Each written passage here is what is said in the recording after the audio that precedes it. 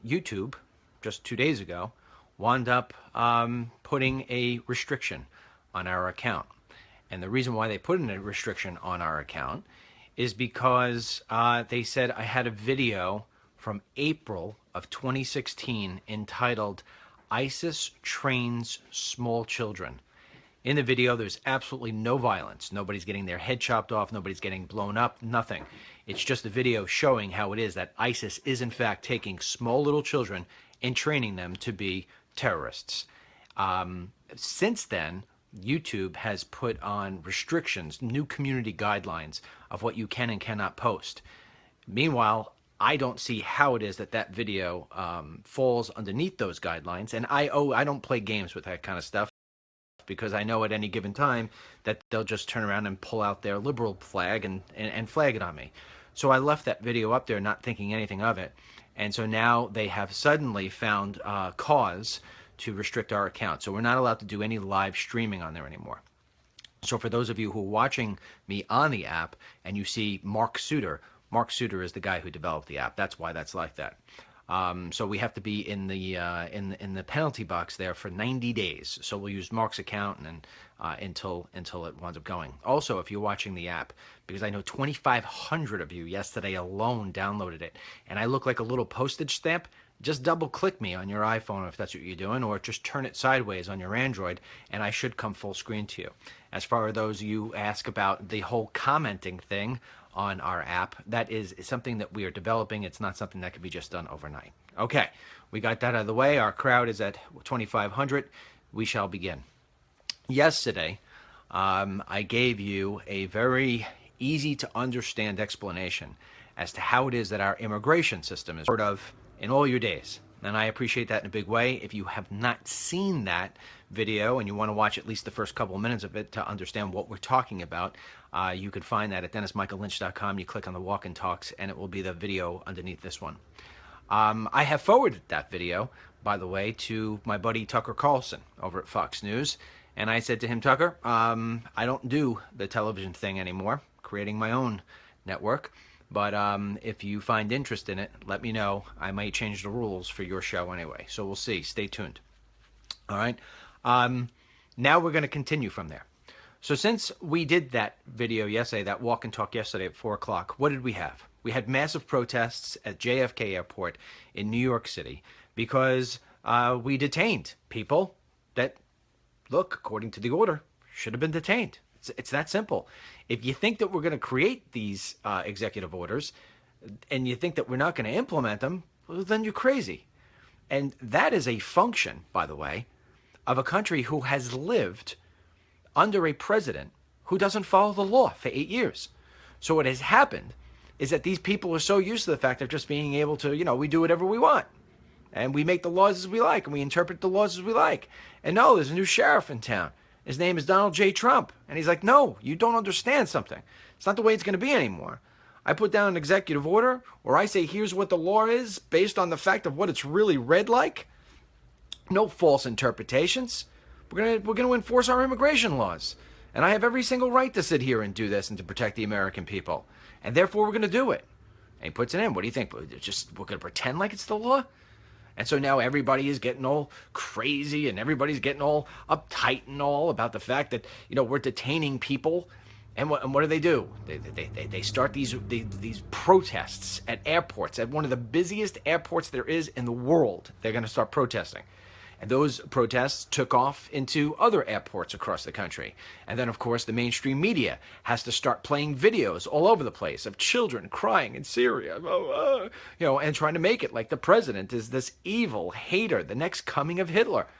Meanwhile, all the president is trying to do is protect the American people. He has identified a problem, a very clear, easy to see problem. You could look at 9/11. You could look at San Bernardino. You could look at Orlando. You could look at any single terror attack that has happened in this country in the name of Islamic terrorism.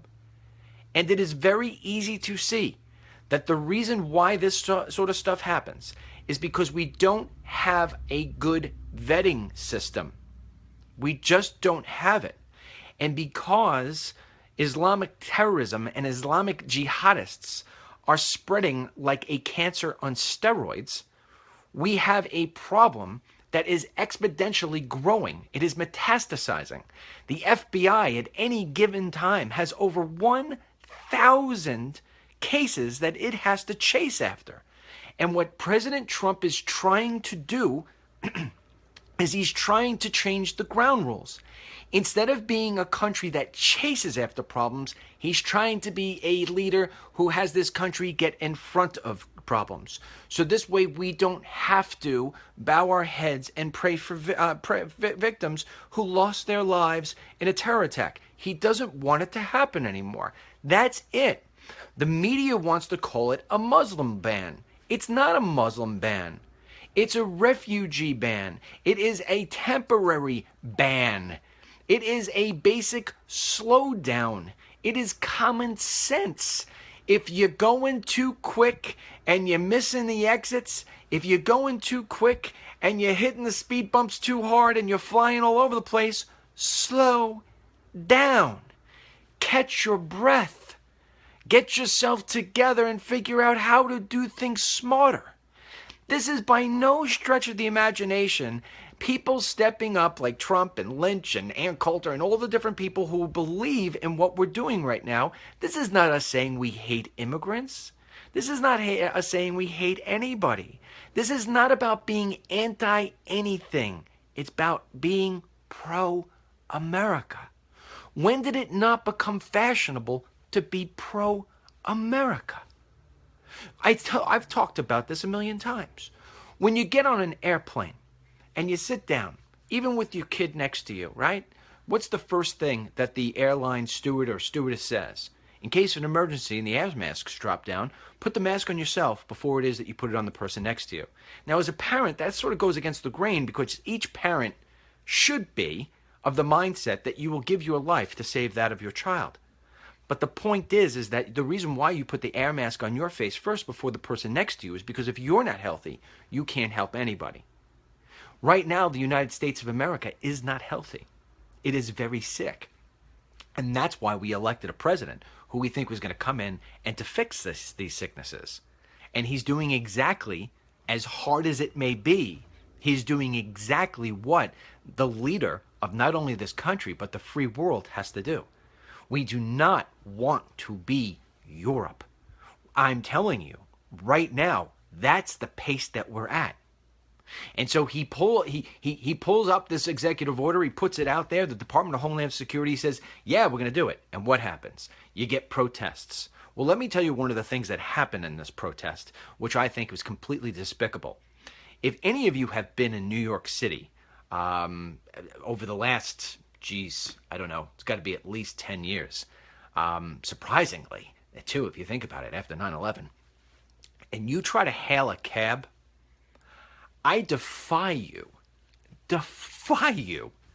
to get a cab driver who is not from the Middle East. I defy you. If you actually get a cab driver who isn't, you should play lotto on that day because that's how rare it is. Now, that's not an ugly statement from me. That's pointing out an observation that the drivers who are here are by and large from Pakistan, Iran, Iraq, all over the place.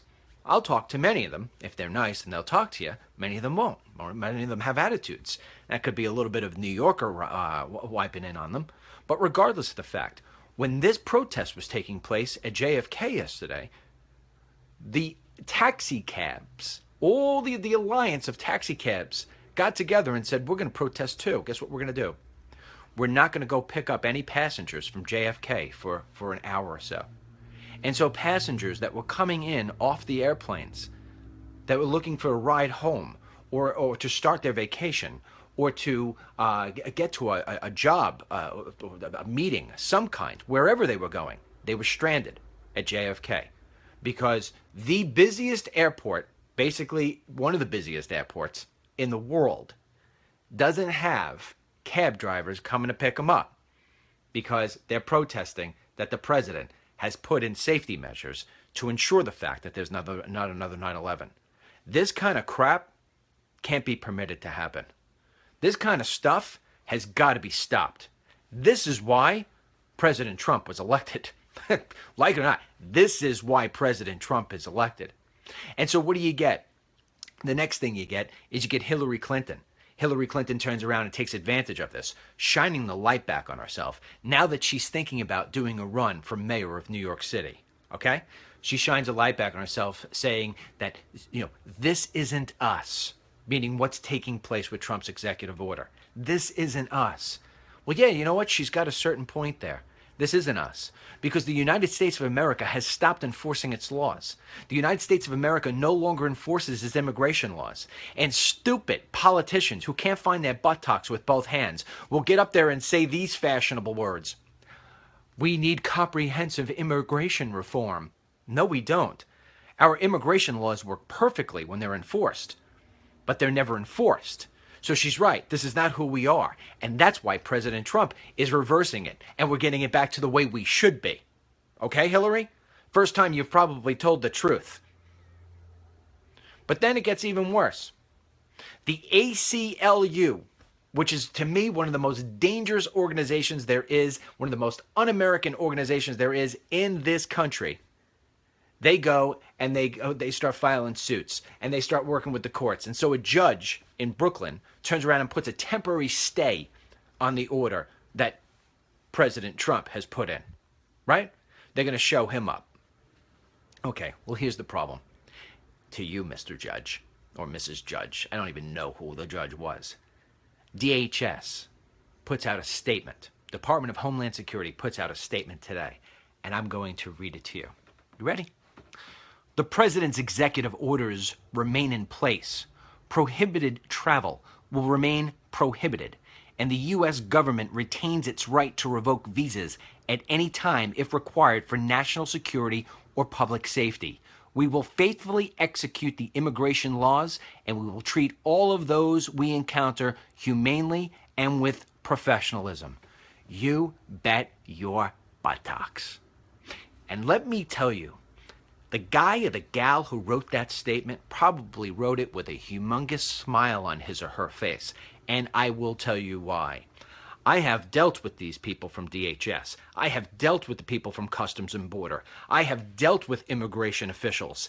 And they are besides themselves of what they have had to do under the reign of former President Barack Hussein Obama.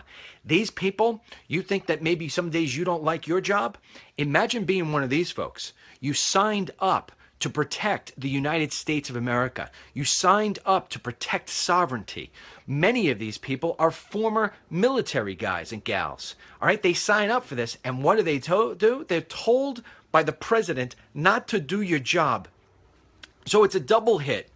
Not only do you not want to go to work every single day because you're nothing more than just a paper pusher and a guy who looks or gal who looks the other way because the president says don't do your job.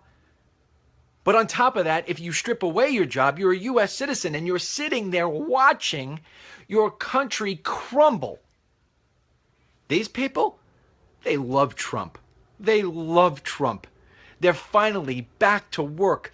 I wound up reaching out the other day to a Border Patrol agent who sends me things periodically. I got a bunch of them who do it. Not as much as they used to when I was on Fox all the time going down making my movies, but still periodically I get him. And I reached out to him. I said, what's the border like? He said, the border's the same way it was, man. It's bad. I said, how are you guys? And he says, we are ecstatic because we finally feel as in the first time in a decade, we are going to be able to protect the United States of America.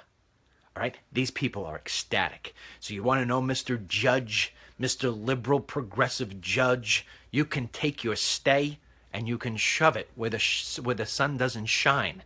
Okay? We are going to do what we need to do here in America to get it back on track, to make it safe again, to make America great again. This is something that I have been talking about for those of you who have been with me for a long time. I am very, very consistent in all of my messages. I never really bend or break at all on any topic I stand with. It doesn't matter what the issue is. But the one that I always stay firm on, you can't get me to even bend a little, is on the immigration issue. And it's because I lived it from every perspective, from border to border, from sea to shining sea, You name it. I've dealt with everybody from the law side, from the lawless side, you name it. I understand how big this problem is, and I am telling you what is happening right now has nothing to do with hate. It has nothing to do with anti-anything. This is what we need to protect America and its citizens. And to a certain degree, there were people in 9/11, I'm sure, who died who were here illegally. This is to protect people. This is to protect people. And I have always called this something. And those of you who've been with me know I have talked about this all the time. What you are watching right now from President Trump is what's called tough love. We need tough love in order to get this country back on track. Tough love is never easy. It's never easy. Think about your own life. Think about maybe your children or somebody or a loved one when they're doing wrong, when they're in pain mentally, or maybe alcohol, right? A person who's over drinking or whatever it may be, an alcoholic. First thing you have to do is you have to address the fact that you have a problem. And after you come to terms with the fact that you got a problem, you got to stay off the crap. Right? Your kid keeps on doing wrong. You don't want to punish your kid. You don't want to do that. It hurts you as much as it hurts them. But you have to. If you don't hold them accountable, if you don't give them tough love, you're not helping them. You're hurting them. This is what he's doing. This is what President Trump is doing. He is fixing this country with a dose of tough love. I can assure you, he is getting no joy out of this. He's not some sinister person sitting back and saying, ha, ha, ha, ha, ha, ha, you're not coming into my country. No, he's coming back and saying, listen, I understand that we are the light, the shining light on the hill. But I'm telling you that shining light has gone dim because we're not taking care of the rest of the hill. Give us some time. Let us get our processes in order. Let us get better vetting processes in place. Let us ensure the fact that we're going to take care of American workers first, American lives first, and we'll be back. We'll be back. And meanwhile, you got these places like Google and Facebook and all these high-tech places. They're all scrambling. They're all scrambling because let me tell you, they see this is more than just refugees. This is H-1B, and they see where Trump is going. And I've brought this up to you many a times before. Right? H-1B visas. You'll hear Google and Facebook and Google, Microsoft, Facebook, and Apple will cry, and they're crying now. They're crying out. Those of you who've been with me for a long time, you're like, DML, this must be one of those times where you just say, well, my goodness, yeah, I've nailed it. I've nailed it inside out, up and down. They cry, and they're crying. They're all coming out with public statements. We do not agree with this. Let me tell you why they don't agree with this. It has gone for the longest time. It has been more than 20 years that the tech industry has been crybabying that they need these H-1B visas. They need these foreign workers. They need to because they can't find Americans to do these jobs. That's a crock of crap. Anybody who has a business, and I have been a business owner since I'm 17 years old. There hasn't been a day in my adult life where I haven't had my own business and hiring somebody. Let me tell you something for those who have not. It is impossible to be successful in your business if you rely on employees and you can't find a good workforce. It is impossible. I have been there before. It is the most painful thing in the world. You cannot grow if you cannot have a good workforce under you. Okay. So you answer me this. If Apple and Google and Microsoft and Facebook cannot find the labor they need unless they get it from overseas, how in heaven's name have their stock prices gone up 4 times, 5 times, 10 times, 12 times over the course of years? They have from profits. How did they get those profits? They got those profits because their employees execute the plan of the company. And oh, by the way, that labor that's coming in from overseas is this much compared to hiring an American. And so that's why they want the people from overseas. It's not because there's a shortage of American workers. It is because they want more money, because they are beholden to their shareholders, and they're going to try to bring back the highest stock price. So this way, not only their shareholders continue to buy more stock, but so this way they themselves make a fortune. And as a capitalist and as a business owner, I have no problem with anybody wanting to make a profit and a fortune. God bless you if you come up with a company and you figure out how to put $1 trillion in your pocket. But don't do it at the expense of your country and the American workers. That's what they're doing. That's why they're crying out loud like this. That's what it is. The truth of the matter is that we are pumping out more American students in the STEM industry, science, technology, engineering, mathematics. We are pumping out double the amount of people from our universities than there are jobs available in those places. And that's why you have a kid who's coming out with a 24 years old, a 23 years old. He's coming out with $250,000 worth of college debt. He's coming out with a degree. He can't get a job. He's working in a sneaker store. He's living in mommy's basement. This isn't America. Hillary, this isn't who we are. We're supposed to have American workers be doing that. We're supposed to be training our own children so this way our children can get the education, our children can get the expertise, and they can go and build America and make it so this way we can allow immigrants to come in here. But in the way it's being done now by these people, by these greedy people, that's what's destroying this place. And as we're bringing all these people, we're giving out visas to everybody all over the place. We know when they're coming in, but we don't know when they're going out. And that's why you always hear a guy like me say, the wall's not going to be enough. Half of the people who are in this country illegally are here because they came in legally, but they decided to stay, and we got no way to track them down. And what Trump is saying is, listen, there is a multi-step process that we need to take to stop this crap. And step number one, you're not coming here right now if you're from these 7 nations. That's it. Bottom line, I don't care. You can cry in your coffee all day long. I got my American citizens to worry about. And then from there, it's going to start. Listen, this is just step one, man. This is step one. This is step one of tough love. I'm telling you, you're punished. Get upstairs. That's what I say to my kid. And then when he comes downstairs 10 minutes later, he says, oh, Dad, please, can I come down? I said, no. You told me 50,000 times you weren't going to do the same thing. I'm not letting it happen again. You're going to pay the price this time. Get back upstairs. And when I say that to him, it crushes me inside. But I know it's the only way to solve the problem. It's called tough love. And that's what we need here. Yeah, you want a little something else? All these law firms and all these activist groups that are all now starting to, get together and go to these judges and do all this different stuff and get these protests all riled up against Trump and his executive orders. Guess who? Guess who funds these organizations? I'll give you one guess. And it starts with an S. Yeah. And it's spelt both ways. Whether you go this way or that way, it says the same word. Soros. Soros. That's when you know that the people who are sitting here trying to champion against our president are the bottom of the barrel of this country. Soros. Almost $80 million gone into these organizations that are stepping up and trying to do whatever they can to stop these executive orders. Let me tell you, Soros, it ain't going to work. The American people are more powerful than your money, than your lousy, stinking money. We've had enough. We've had enough. You could try to pin us and make us look as evil as you want to, but at the end of the day, we are not haters. We are lovers of the United States of America. And if you can't get your hands around that, well then just try to get your hands around your own buttocks, because you can't find it with both hands.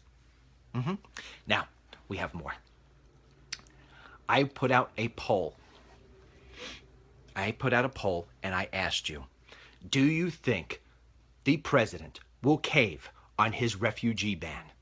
And thousands of you, as always, came in and you responded.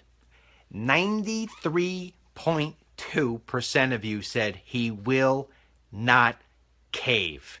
And let me say to the 6.78% of you who said he would, you need to wake up and really get on the train. If you think that Donald Trump is going to cave on this one iota, you are crazy. He ain't caving, he's sticking, and we're bringing this over the goal line. I assure you, we are bringing this over the goal line. He didn't even do as much as say, you got 10 days to get your stuff in order. No, because he knows that if he told people he had 10 days to get his stuff in order before the ban went in place, that these people would have snuck under the radar. He knew how to do it. Close the door now. Figure it out now.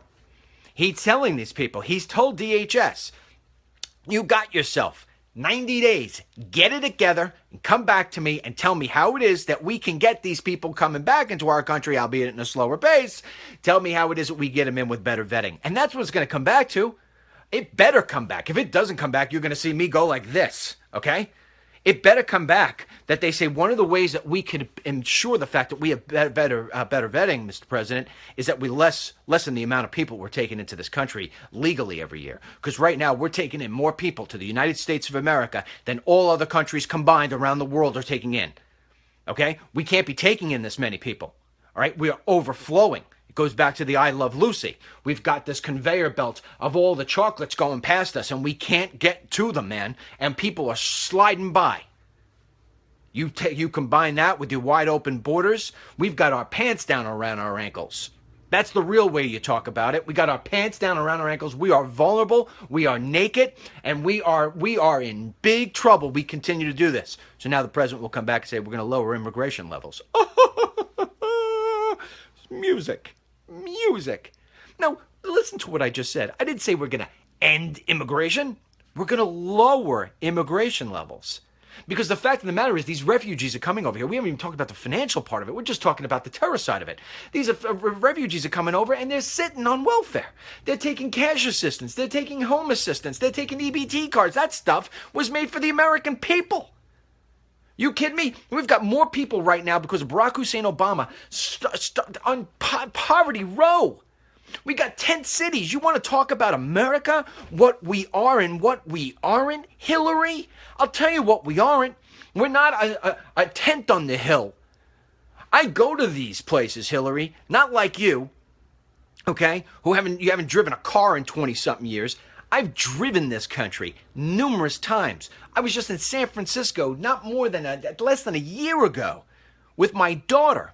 Driving in San Francisco, my daughter was like, Dad, I don't feel like we're in America.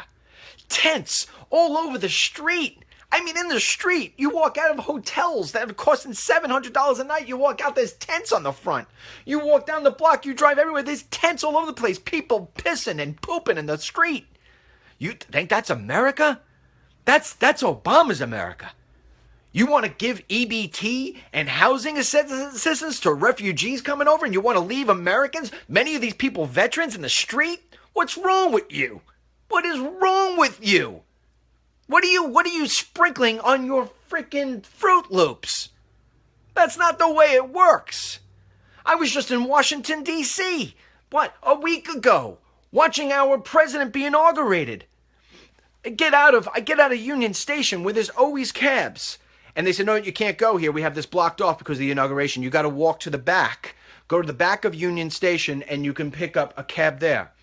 So I said, okay, I have never been to the back of Union Station. There's never been a reason to. So I'm walking down the street, and all the people then go into where the cab stands are. And you know me, I'm like, hey, if you're all going there, I'm going to go here. I'm going to go against the grain. I'll find my own cab. I'm not going to stand online for an hour. So what I did is I walked another street down. All I see, this is Washington, D.C.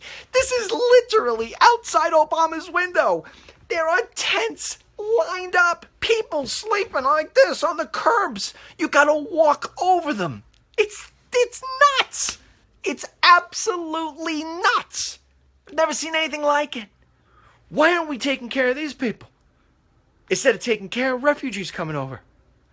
I go back, air mask on your face before the person next to you. This is not a hard concept. This is the easiest, simple, fundamental concept there is.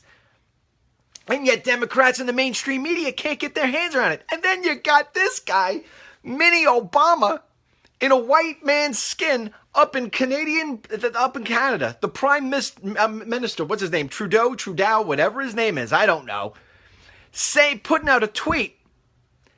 Any refugee who doesn't have entry into America, come on to Canada. Oh, really? Really, Mr. Canada? Where do you think they're going to wind up? You think they're going to stay in Canada? No. They're going to make their way down. They're going to make their way down to New York and to New Hampshire. They're going to make their way down to America. That's what they're going to do. And what are you doing? You're taking the President of the United States. You're undermining him. You're putting out a message that's absolutely 100% progressive and destructive and no good whatsoever. And when Canada, when you're dealing with this crap, who do you think you're going to be calling to help you out? Seriously. Come on. First of all, many people don't even know this. One of the biggest hotbeds of terror is Canada. There are more Islamic terror groups operating in Canada than you realize. Yeah, there are more operating in Canada than there are in Mexico and in Central America, and there are a lot working with the drug cartels. Yeah. Why? Because Canada's immigration system is so loosey-goosey. They just have people flooding in. And one of the biggest places they have people flooding in from? Iran. Yeah, I'm not making this stuff up. It's what it is. I have literally, and for those of you who haven't seen it, you need to see it. I have literally gone out with my cameras and stayed, basically just posted myself by myself on that Canadian border. There are, I can't tell you the amount of easy walk right through places where there are no customs, there are no border patrol. If there was border patrol, the border patrol station is closed down. Any of you people who have seen They Come to America 3 know exactly what I'm talking about. And I sent this video, I sent the clip to Tucker Carlson earlier today. I hope he winds up getting back to me. You can literally be on one side of the street and looking at a stop sign written in French up in Canada. Cross the street and look at the reverse side of the stop sign and it's written in English. And you go and there are no border patrol agents or stops at all. And in that video, I go around into Canada and I come back and I talk to a customs guy who says to me, yeah, there's no offices there at all. There's nothing. And I said to him, I saw how it is that they are actually getting it because there's a part of it where it's landlocked with the U.S., but you got to get to that landlocked, there's water. And I said, yeah, I seen that the fact that the water is all frozen up into ice. He says, yeah, we call that the ice bridge, man. They take the cars and they drive over the ice and they go right into the U.S. Nobody to stop them. I can't stop them. They got to take whatever they want. And did you know that Canada is one of the biggest, or if not the biggest, producer of uranium in the world? Wow, DML, I didn't know any of this stuff. Yeah, well, I do. Guess what is across the way? Guess what is across the way of that ice bridge that I told you about? One of the biggest Islamic mosques. It's called the Islamic Center or something like that. It's the size of a college. Right across. Yeah. You want to see it? Oh, my goodness. I'll tell you right now. I'll tell you how you go see that. I'll tell you what I'll do. Why don't we do this? I'll tell you how we'll see it. I'm going to do it where once we get off this, you go to DennisMichaelLynch.com to the walk and talk. I'll put the video up there. You give me 2 minutes after I'm done. I'll get you the link. All right? I'll get to the email I sent to Tucker Carlson now, and I'll do it. And you can watch it for yourself. As I'm interviewing kids on the American side who are telling me they see cars coming over all day long. So the Prime Minister wants to sit there and he wants to give. Are you kidding me? He wants to give all these refugees. Come on in. Come on in. I'll take care of you. Come on in. Yeah, okay. Let me conclude on this as I'm putting this into the Dennis Michael Lynch Walk and Talk. So this way it's there now, because you know me. A lot of times I say I'm going to put something up there and I get so busy and I don't do it. You guys are still waiting for my Alec Baldwin video. I know it. I'm sorry. We'll be up there sooner one of these days. And I'm going to put it up there in about 2 seconds. Here we go. Ba ba ba ba ba. It will be right underneath. Let me see. It is right underneath the Walk and Talk video. You are set.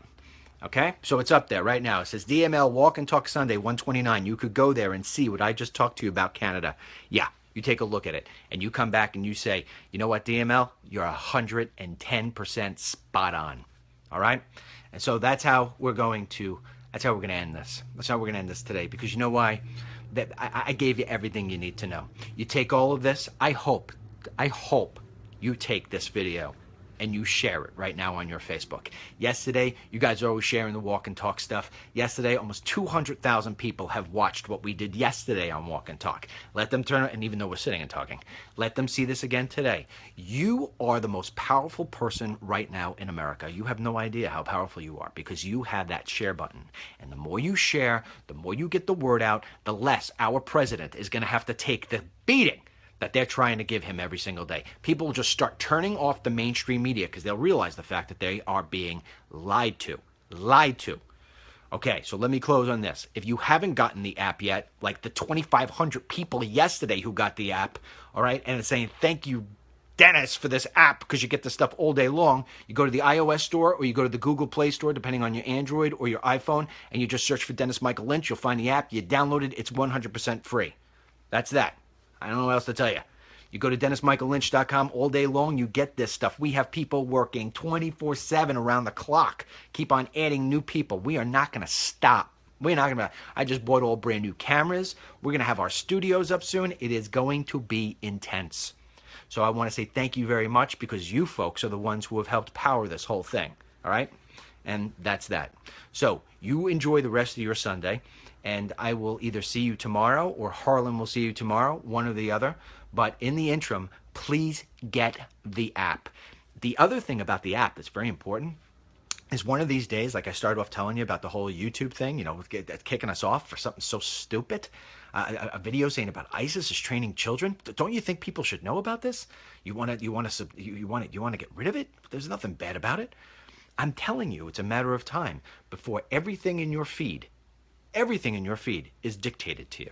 Already they're taking the trending news on Facebook and they're making it based on what they want to put up there, not based on what you want in your notifications. How many of you, of the 10,000 we have on here, how many of you have clicked like on DML's page or notify or see first or all these other BS tools that they put up there that they only unclick on you or that they don't send it to you? How many of you have to come find me every day versus me just showing up? That's the way they do it. With the DML app, that goes bye-bye. Yep, you're directly with me. Unless you lose your cell phone, unless you lose your tablet, unless you just don't pay your bills anymore for your internet access or your phone, me and you are going to be together. They are not going to rip us apart. That's it. That's it. How else? I told you we would do this, and we're doing it. And by the way, I will tell you that we are spending the money that we raised from you. Every single thing, not $1 of it goes in my pocket, has gone into my pocket, not $1 of it. All of it. Getting new people, getting new equipment, getting everything, getting the app. You guys are seeing the development. And I will tell you right now, we're coming to the point where we're really going to expand this out. We're going to need more. If you could do it, you do it. If you can't, you can't. You just, whatever you can. You go to DennisMichaelLynch.com/donate. Boom. Case closed. $5, $500, $5,000. We get them all. And we keep on pumping it in and pumping it in and pumping it in. Because I'll tell you right now, Fox News is not enough. And it's not, you know what? I'm not even happy with Fox News half the time. I love Carlson. I love Hannity. Love Gene. Love a bunch of them. But the other ones, there's some other ones, I'm not liking it so much. They don't defend my president enough. They need to be defending the president more. If he's wrong on something, hold him accountable. But just don't come up with these ridiculous statements that they come up sometimes because because it makes good TV. We don't need good TV anymore. What we need good policy. We need America back on track again. So this way people aren't living in tents. Okay. I'm going to go have breakfast. Till tomorrow. God bless you. God bless our troops. God bless the United States of America. And God bless every single one of you on the other side for sticking with me on this Sunday. My heart goes out to you always.